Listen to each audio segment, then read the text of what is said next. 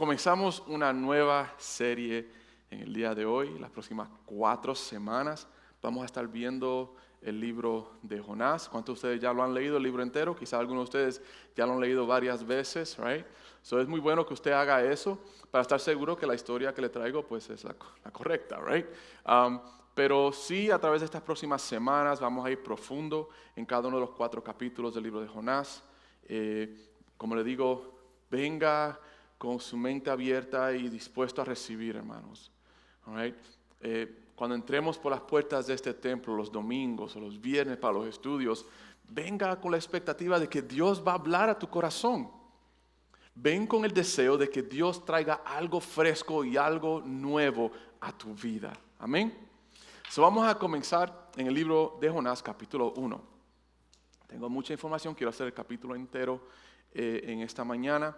So allí en sus Biblias, o si no tienen sus Biblias, lo tenemos aquí en la pantalla. Jonás capítulo 1, versículo 1. Dice, vino palabra de Jehová a Jonás, hijo de Amitai, diciendo, levántate y ve a Nínive, aquella gran ciudad, y pregona, en otras palabras, proclama contra ella, porque ha subido su maldad delante de mí. Voy a parar allí. Dios llama al profeta Jonás. Y esta no es la primera vez que la Biblia nos menciona a Jonás. En el libro de Reyes, creo que Segunda de Reyes, nos menciona ya al profeta Jonás siendo profeta del reino del norte en Israel. Acuérdense, en el reino judío se había dividido en el reino del norte y el reino del sur, Israel y el reino de Judá. Él es profeta para el reino del norte. Y Dios viene donde Jonás le dice, ¿sabes qué? Ve a la gran ciudad de Nínive y proclama delante de ellos. Quiero que veamos y entendamos verdaderamente qué o quién es la ciudad de Nínive y quiénes son las personas que viven en Nínive. Nínive en esta época era la ciudad más grande en el mundo entero. En realidad, la ciudad, los historiadores dicen, que era por lo menos de 60 millas de ancho. ¿Se imagina eso, hermanos? De aquí a Pensilvania son casi 60 millas. La ciudad, en realidad, sería como desde Passaic hasta Pensilvania. La Biblia, lo vamos a ver más adelante, tomaba 3 días poder caminar de un lado de la ciudad a caminar al otro lado de la ciudad. Era la capital del imperio asirio, que en esta época que estamos viendo aquí era el imperio que dominaba el mundo como se conocía en ese tiempo. Tenía grandes murallas alrededor. Historiadores dicen, se tomó aproximadamente 15 a 20 años a probablemente de 1 millón a 1,5 millones de trabajadores poder construir esas murallas. Las murallas eran tan anchas que 3 carros con caballos cabían encima de ellas. Esta es la gran ciudad. Pero así como era grande la ciudad, también tenía una gran maldad. La ciudad y los asirios y los que vivían en Nínive eran conocidos como personas bien crueles. Cuando conquistaban una ciudad, los asirios le quitaban la piel a las personas y las dejaban allí demostrar a las personas. Muchas veces lo que hacían ellos, cogían personas vivas y las enterraban de pie, dejándoles solamente la cabeza por fuera, ¿okay? Y le sacaban la lengua y le ponían una estaca y lo dejaban allí para morir.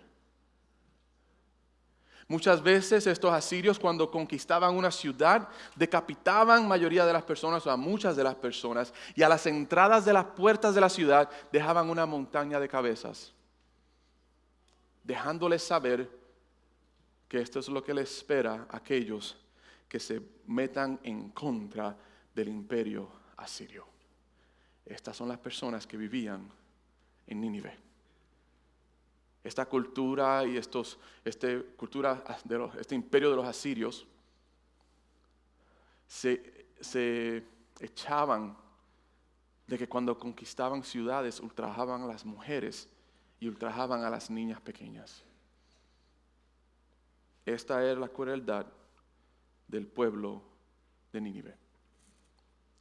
Nínive y los asirios eran vecinos de Israel en el norte. El pueblo de Israel conocía muy bien la situación en Nínive y conocía muy bien cuán cruel era el pueblo o el imperio asirio. Y había un profeta en Israel y no le gustaban los asirios. Y ese profeta es Jonás. ¿Sabe? Jonás no planificaba sus próximas vacaciones para ir a Nínive. Jonás definitivamente no era el hombre que fue a Expedia y se puso a buscar hoteles en Nínive para ver si podía ir allá la semana próxima. Conociendo el corazón, y conociendo la crueldad, y conociendo la cultura, y conociendo al imperio asirio, Jonás no le gustaba la ciudad de Nínive. Quiero esa introducción para que podamos entender qué es lo que está sucediendo. Ahora, Dios manda a Jonás ¿a qué? A ir a esta ciudad. A pararse allí delante de ellos y proclamar en contra de ellos porque Él ha visto su maldad. Y el versículo 3 nos va a enseñar cómo responde Jonás. Versículo 3 dice, y Jonás se levantó. Dios le dijo que se levantara, right? Jonás se levantó, pero se levantó en la forma incorrecta. Para huir de la presencia de Jehová, ¿a dónde? A Tarsis. Y descendió a Jope y halló una nave que partía para Tarsis. Y pagando su pasaje, entró en ella para irse con ellos a Tarsis, lejos de la presencia de Jehová. Ponga mucha atención. Rebelión es simplemente decirle no a Dios. Tú le dices no a Dios, eres rebelde. Cuando tu hijo, tú le mandas a hacer la cama y te dice no, usted piensa, ¿por qué mi hijo se ha rebelado en contra de mí? Y saca la chancleta, right? Y le da a él la enseñanza o a ella la enseñanza de la chancleta, right? Yo necesito que usted entienda que cuando decimos no a Dios, estamos siendo rebeldes. Esa es una de las verdades que quiero que entiendan el día de hoy. Dios llama a Jonás a ir a Nínive y lo que hace él inmediatamente le dice no. ¿Estás tú diciéndole no a Dios? La palabra no es algo normal en tu vocabulario cuando te comunicas con Dios o cuando respondes a Dios. ¿Sabe? De Israel a Nínive era aproximadamente 500 millas. ¿Okay? Como lo ancho del estado de Pensilvania. Tarsis, ¿sabe usted dónde queda Tarsis? En el otro lado oeste del Mediterráneo, casi por España. Más de 2,000 millas en el lado opuesto. La voluntad de Dios era para que Jonás fuese ¿a dónde? A Nínive. Se rebela en contra de Dios y dice no. Y coge en camino hacia Tarsis en la dirección opuesta. El pastor inglés durante el siglo XVII, William Law, era una de las personas que John Wesley aprendió mucho de él. Él enseñaba, nuestra voluntad nos separa de Dios. Es la voluntad tuya y la voluntad mía que nos separa de Dios cuando queremos hacer lo que nosotros queremos. Simplemente cuando queremos hacer lo que nos da la gana. Nos convertimos en personas rebeldes e inmediatamente podemos decirle no a Dios cuando Él nos habla. Y veo bien interesante en el versículo 3 que cuando Él le dice no a Dios, quiere irse, se sale de la presencia de Dios, quiere huir, baja a Jope y allí halló una nave que partía para Tarsis. Mire, porque la nave está lista, no significa que Dios está bien con el plan que tú tienes. La nave en Jope estaba lista ya para salir. Estuviese Jonás o no, esa nave iba a salir para Tarsis. Pero esa nave no estaba preparada para Jonás. Pero Jonás mira la nave y ¿qué es lo que hace? Paga su propio boleto para ir hacia Tarsis, para ir lejos de Dios. Porque la nave no está lista, hermano, no significa que es parte del plan de Dios. Y esto es algo que sucede mucho con muchos creyentes. Suceden ciertas cosas en nuestra vida, inmediatamente la calificamos como bendición de Dios. Especialmente si lo que está sucediendo está en línea con la voluntad mía. Pero acabamos de ver que la voluntad mía me separa de Dios. Vemos el trabajo nuevo que nos da, inmediatamente lo calificamos como una bendición de Dios. Pero lo que no sabemos es que ese trabajo lo que está haciendo nos va a separar de Dios. O conocemos una persona y decimos, esta es la persona que Dios puso en mi vida. No, es la persona que tú estás buscando, es la persona que tú quieres. Pero inmediatamente viene a ser parte de nuestro vocabulario, nuestro trabajo, nuestra carrera, esta nueva casa, este nuevo trabajo, esta nueva persona. Oh, yes, this is it. La bendición, mire que Dios me está dando una bendición, hermanos. Este nuevo trabajo me va a dar overtime los domingos y así puedo diezmar más.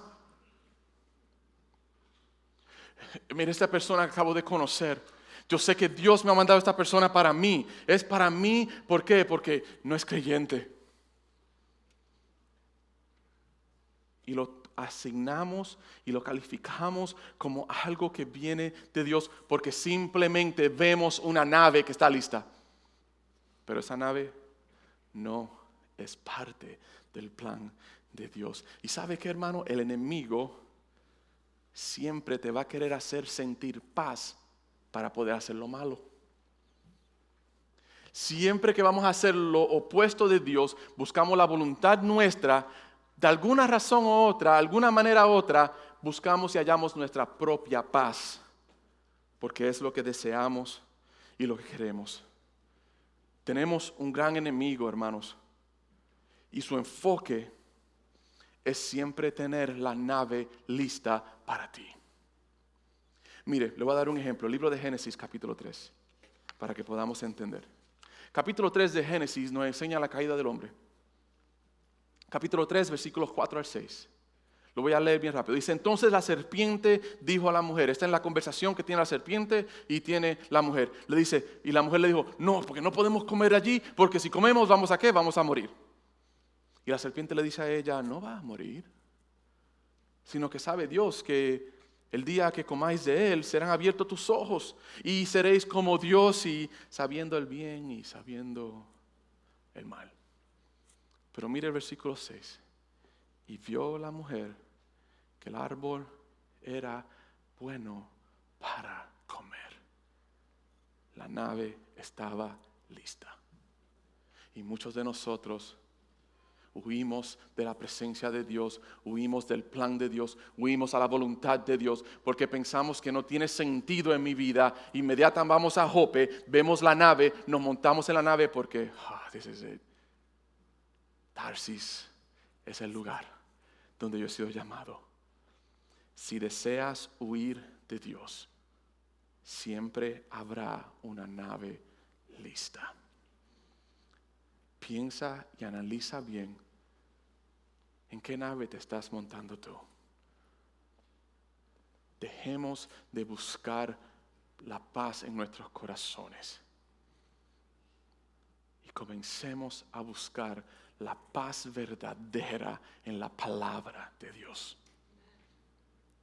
Porque la paz en tu corazón y la paz que viene de ti siempre va a querer alinearse con tu voluntad. Y tu voluntad siempre te va a separar de Dios.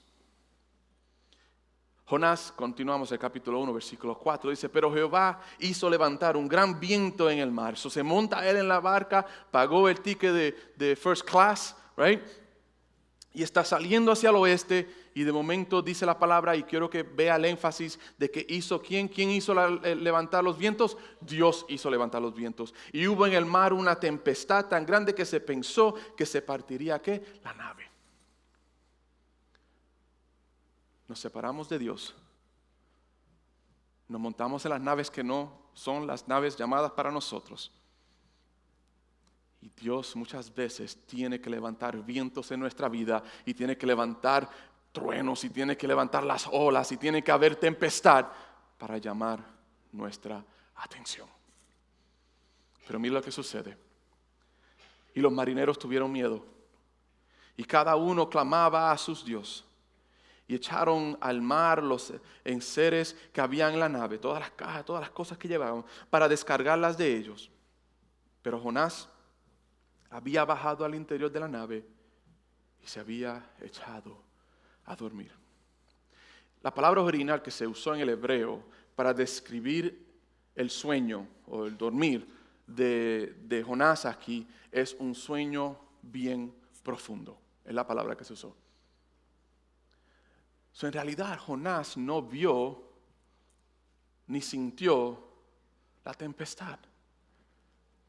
Muchos de nosotros espiritualmente estamos tan dormidos que Dios nos hemos montado en el barco incorrecto yendo hacia Tarsis y estamos tan dormidos espiritualmente y estancados que Dios nos trata de levantar con la tormenta para que abramos nuestros ojos y nos dirijamos a la voluntad de Él, pero inmediatamente, ¿qué es lo que hacemos? Caemos en un sueño bien profundo y no sabemos ni lo que está sucediendo alrededor nuestro.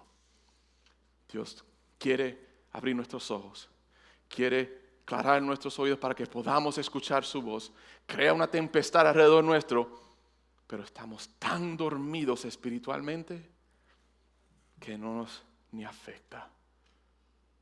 Mi pregunta para ti en esta mañana, ¿estás tú dormido? Primero, ¿estás en la nave incorrecta? Y segundo, ¿estás dormido en la nave incorrecta? Porque estar dormido espiritualmente, hermanos, es muerte.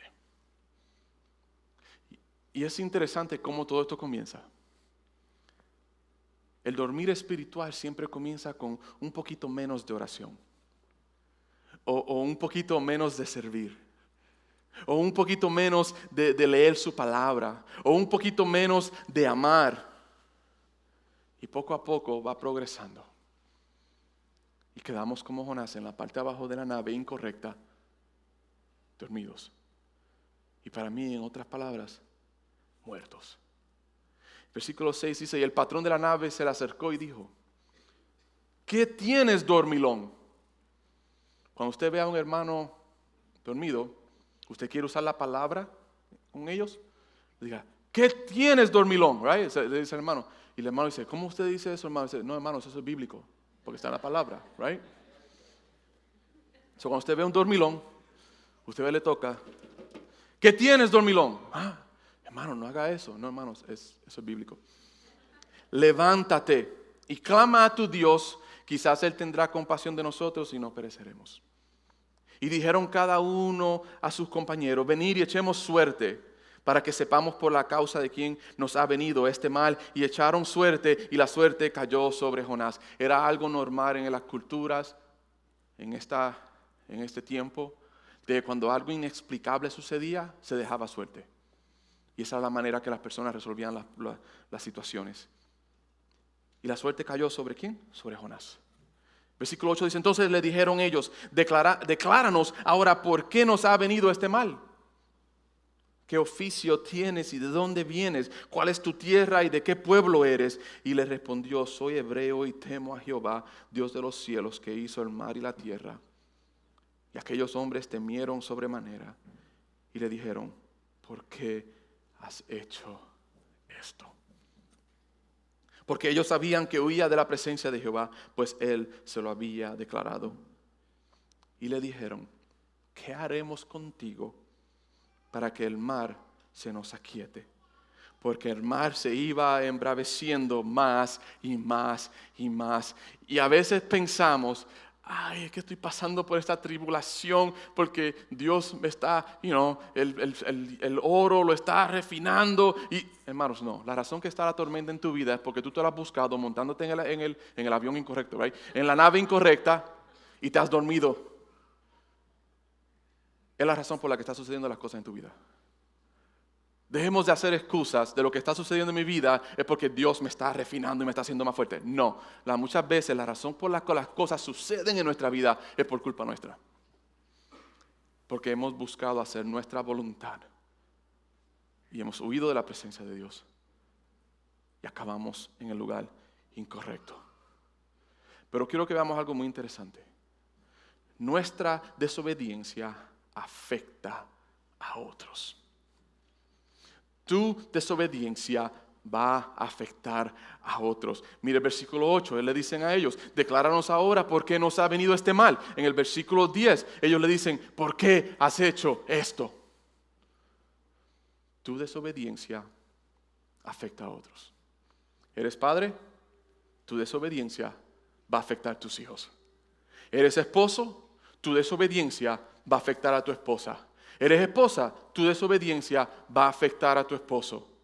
¿Eres parte de esta iglesia? Tu desobediencia va a afectar a tus hermanos. ¿Eres líder? Tu desobediencia va a afectar a tu equipo. Tu desobediencia siempre va a afectar a otros. Mire, para que podamos entender. ¿Cuántos de ustedes han tomado un avión anteriormente? ¿Right? ¿Alguien se ha montado en un avión antes? All right. ¿Qué es una de las cosas que sucede cuando usted se sienta en el avión y están por salir? Right? Además de usted orar, Señor, que no se caiga el avión, por favor. Right? Eso es algo común para todo el mundo. Right?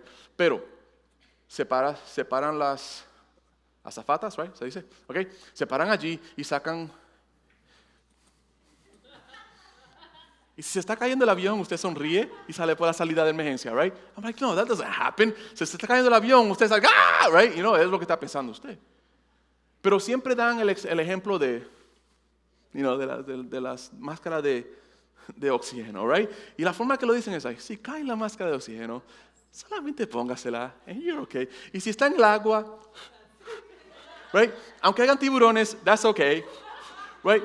Pero le dicen, cuando caiga la máscara de oxígeno, ¿qué es lo que le dicen a ustedes que son padres? ¿Quién se tiene que ponerlo primero? Usted. La razón por la cual usted tiene que ponérselo primero es porque si usted se desmaya por no tener oxígeno, es inútil para su hijo. So usted tiene que ponerse la máscara de respirar primero para poder entonces después ponérsela a su hijo. Y es igualmente con nuestra desobediencia, hermanos. Nuestra desobediencia afecta a otros. Nuestras vidas de pecado y nuestro dormir espiritual afecta a aquellos alrededor nuestro y en realidad nos hace inútil. Nuestra desobediencia nos hace inútil. Y si vemos por qué, de dónde es la raíz de la desobediencia, porque he deseado hacer mi propia voluntad. Versículo 12, él les respondió, tomadme y echadme al mar, y el mar se os aquietará, porque yo sé que por mi causa ha venido esta gran tempestad sobre vosotros. Vemos al profeta reconocer su error. Pero muchos de nosotros no queremos ni reconocer nuestro error. Hasta con nuestro propio pecado. Creemos que porque hemos servido en una iglesia, o somos líderes, o hacemos cosas para la iglesia, pensamos que eso es suficiente, hermano. Pero el peor enemigo que tú y yo tenemos en nuestra vida es el pecado. Él reconoce que estaba mal y le dice a ellos, bueno, estamos en esta situación porque yo he huido de Jehová, he deseado hacer mi propia voluntad. Me he montado en la nave incorrecta, me he quedado dormido y hemos llegado a este extremo. Es mi culpa. Échenme al agua. Quiero que veamos algo muy, muy importante. Cuando tiene que ver con respecto a la voluntad de Dios. Si peleas, vas a morir. Pero si te sometes, te salvarás. Y es exactamente lo que vemos aquí. Este es el momento donde Jonás reconoce y dice, si sigo peleando en contra de la voluntad de Dios, ni llego a Tarsis. Pero hay muchos de nosotros que seguimos peleando y peleando en contra de Dios. Y Dios trae la tormenta, trae todo para abrir nuestros ojos, pero todavía estamos how you say denial? Estamos, no reconocemos nuestra situación. Y vamos en contra. Y viene la tormenta y le decimos al capitán, ok, prende el motor, métele más, right, para poder superar esta tormenta. Pero lo que sabemos es que si seguimos peleando en contra de la voluntad de Dios, vamos a morir. Pero el momento que tú te sometes y reconoces, ese es el momento donde hallarás salvación. El versículo 13 dice, y aquellos hombres trabajaron para hacer volver la nave a tierra, mas no pudieron porque el mar se iba embraveciendo más y más contra ellos. El punto interesante aquí es, el hombre no puede salvarnos. Si notamos, lo que va a salvar a Jonás es lo que sucedió en el versículo anterior, que él reconoció que estaba mal. Y las palabras lo declararon, ustedes tienen que zumbarme al agua. Tienen que tirarme de esta barca para que ustedes puedan vivir. Pero y yo lo discredito a estos hombres, vieron a Jonás y dicen, bueno, si lo botamos, wow, pobrecito, va a quedar aquí en el centro del océano, va a morirse. Vamos a hacer todo lo posible de poder salvarlo. El hombre no puede salvarte. Solamente Cristo puede salvarnos de nuestro pecado. No el hombre y no la religión que el hombre ha creado. Solamente el evangelio de Cristo por obra del Espíritu Santo en tu vida puede salvarte.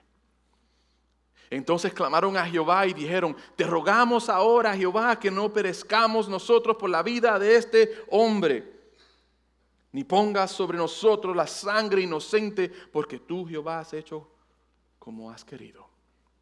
Y tomaron a Jonás y lo echaron al mar, y el mar se aquietó de su furor. Y temieron aquellos hombres a Jehová con gran temor. Cuando reconocemos nuestra maldad y cuando venimos y regresamos a la voluntad de Dios y cuando queremos reconciliarnos con Dios y reconocemos que hemos quedado faltos, estamos cortos y que hemos sido destituidos de la gloria de Dios y otros ven eso en nuestra vida, ellos también son impactados por eso, a tal punto que dice que ellos temieron a Jehová y ofrecieron sacrificio a Jehová. ¿Hicieron qué? Hicieron votos con Jehová. Pero Jehová tenía preparado un gran pez que tragase a Jonás. Y estuvo Jonás en el vientre del pez 3 días y 3 noches. Muy interesante aquí, y solamente voy a tocar en esto un poco. Hay 2 puntos de vista con respecto a lo que sucedió con Jonás. Uno de los puntos es, Jonás quizás murió, siendo tomado por el gran pez, y Dios lo lleva a la orilla del mar para ir a Nínive, y allí hace un milagro y lo resucita. Y esto todo está, el libro de Mateo nos enseña que Jesús dice, así como Jonás estuvo en el vientre del pez, yo también tengo que ir al centro de la tierra, y Jesús murió y resucitó. Esa es la enseñanza, ¿ok? El otro punto es este. Jonás en el próximo capítulo ora en el vientre del pez. También quizás el milagro que sucedió es el pez lo tomó de alguna forma milagrosa, sobrenatural, que solamente Dios puede hacer y Dios puede explicar. Lo llevó en el vientre, no murió y fue y lo llevó de regreso. Uno o el otro, I don't care. Lo único que yo sé es algo que está en el versículo que perdemos de vista. Dios había preparado un pez. Tú estás en la nave incorrecta. Estás dormido y Dios tiene un pez preparado para ti. Ya para concluir, C.S. Lewis escribe estas palabras. El hombre no es simplemente una criatura imperfecta que necesita mejorar. El hombre es un rebelde que debe rendirse. Jonás le dice a ellos, tírenme en el agua, porque yo debo morir. Pero Dios tenía un gran pez preparado para Jonás. Porque la salvación solamente viene de Dios. Quizás te has montado en la nave incorrecta y has ido en contra de la voluntad de Dios y muchas veces has querido manipular a Dios para que todo caiga en línea con lo que tú quieres. Has pagado tu propio boleto en la nave incorrecta, te has quedado dormido, ni has notado las tempestades. Pero lo que Él pide es que reconozcas tu error. Un corazón contrito y humillado no lo niega a Él. Reconoce tu pecado. Reconoce que el pecado te destruye. Reconoce que estar dormido espiritualmente es un camino hacia la muerte espiritual. Y déjate ir. Déjate caer en las aguas.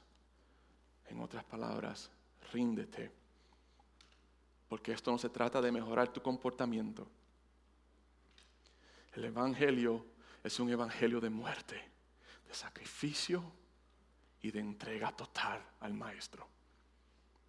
Jonás hace esto. Entra en las aguas y allí Dios tenía un pez preparado. Qué amor y qué misericordia del Padre. Mire, le voy a dar 3 versículos y con esto terminamos. Mateo capítulo 16, versículos 24 al 25.